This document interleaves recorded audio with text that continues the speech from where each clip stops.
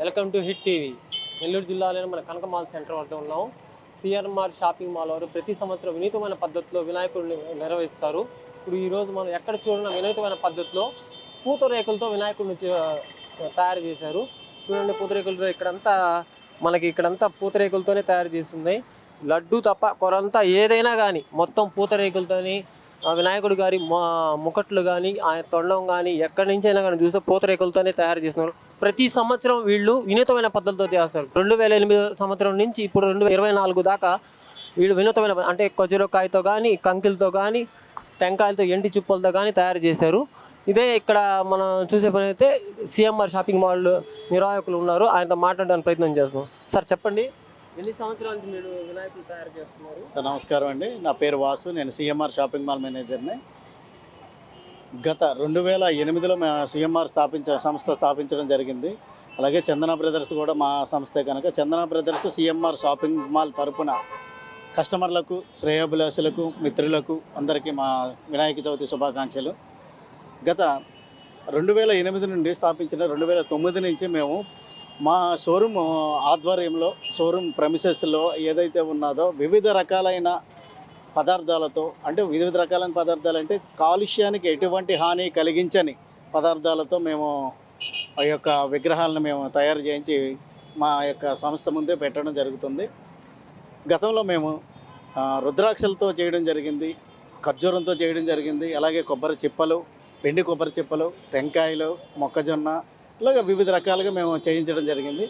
అదే కాన్సెప్ట్తో విగ్రహం ఈ సంవత్సరం మాత్రం ఆత్రేయపురంలో ఫేమస్ అయిన పూతరేకులు, అక్కడ నుండి 2500 పూతరేకులు తెప్పించుకొని విజయవాడ నుంచి 5 వర్కర్లు పిలిపించుకొని, విజయవాడ ఆ పరిసర ప్రాంతాల నుంచి 5 వర్కర్లు వచ్చారు. వాళ్ళు 5 రోజుల పాటు కష్టించి ఈ యొక్క విగ్రహాన్ని మనకి చేయించడం జరిగింది. ఈ విగ్రహం కూడా మేము ఎటువంటి ఊరేగింపు, ఎటువంటి అలజడి లేకుండా ఏదైతే ఉన్నదో ఈ యొక్క పూతరేకుల్ని రిమూవ్ చేసి కస్టమర్లకు ప్రసాదంగా కూడా అందజేయడం జరుగుతుంది. నెల్లూరు ప్రజలకు కొత్త అవగాహనగా మా వంతుగా, మా యొక్క ప్రయత్నంగా మేము ఎటువంటి హాని కలిగించిన వినాయక ప్రతిమలు ప్రతించడం జరుగుతుందన్నమాట. అదేవిధంగా షోరూంలో కూడా మేము మట్టి వినాయకులు మేము 10,000 విగ్రహాలు మేము నిన్న మన ఎస్పీ గారు అయితే ఉన్నారు, వాళ్ళ చేతుల మీదుగా మేము పంపిణీ చేయడం కూడా జరిగిందండి. ఇప్పుడు దాకా ఎన్ని విగ్రహాలు తయారు చేస్తున్నారు సార్? ఇక 2009 నుంచి అంటే దగ్గర మనం 15 విగ్రహాల వరకు మనం తయారు చేయించడం జరిగింది. అది కూడా వివిధ భంగిమలు, వివిధ రకాలైన కాలుష్య రహిత పదార్థాలతో మనం చేయించడం జరిగింది. ఇప్పుడు అన్ని రకాలుగా చేశారు, కానీ ఈ సంవత్సరం మాత్రం పూతరేకులతో చేయడానికి కొత్త ఇది ఏంది ఆలోచన? అంటే ఒకటి మనం ఎందుకంటే ఇంతకుముందు మన ఖర్జూరం ఇచ్చాం, ఇది ఇచ్చాం, ప్రసాదంగా ఇది కూడా ఇవ్వచ్చు. పూతరేకులు అన్నది కొద్ది కాన్సెప్ట్ కొత్తగా ఉంది, నెల్లూరు జిల్లాలో ఎవరు చేయింది అన్నట్టుగా మన కాన్సెప్ట్తో అక్కడి నుంచే తెప్పించాం. అంటే మన పూతరేకు అంటే ఆత్రేయపురం, ఈస్ట్ గోదావరి, అక్కడి నుంచి మనం తెప్పించడం జరిగింది. అదేవిధంగా బాగా విగ్రహం కూడా బాగా రావడం జరిగింది.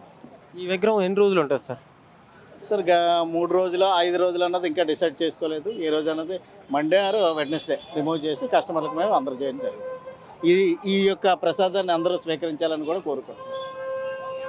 ఇప్పుడు మనం చూసే పని అయితే 2500 పూతరేకులతో 5 రోజుల పాటు దీన్ని నిర్వహించారు. ఈ పూతరేకుల్ని 3 రోజులు కానీ 5 రోజులు కానీ ఇక్కడ పెడతారు.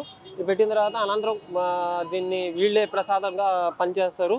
ఇది చూడడానికి ప్రజలు మాత్రం ఇక్కడ హోలాహలంగా ఉంది. ఇక్కడంతా ప్రజలందరూ పూతరేకులతో ఎక్కడ లేని వినూత్న పద్ధతులతో ఇక్కడ పూతరేకులు ఉన్నాయి. ఆ పూతరేకులు వినాయకుడు ఎక్కడ లేడు, ప్రతి సంవత్సరం ఒక వెరైటీతో సిఎంఆర్ వాళ్ళు తయారు చేస్తారు. పోయిన సంవత్సరం ఖజూరంతో ఇట్లా ఏదైనా కానీ కాలుష్యం లేని వినాయకుడు తయారు చేస్తారు. వాళ్ళ కాన్సెప్ట్ ఏంటంటే కాలుష్యం లేని వినాయకుడు తయారు చేయడమే వాళ్ళ కాన్సెప్ట్. దానివల్ల ప్రజలందరూ వచ్చి ఇక్కడ హలాహలంగా ఉంటుంది.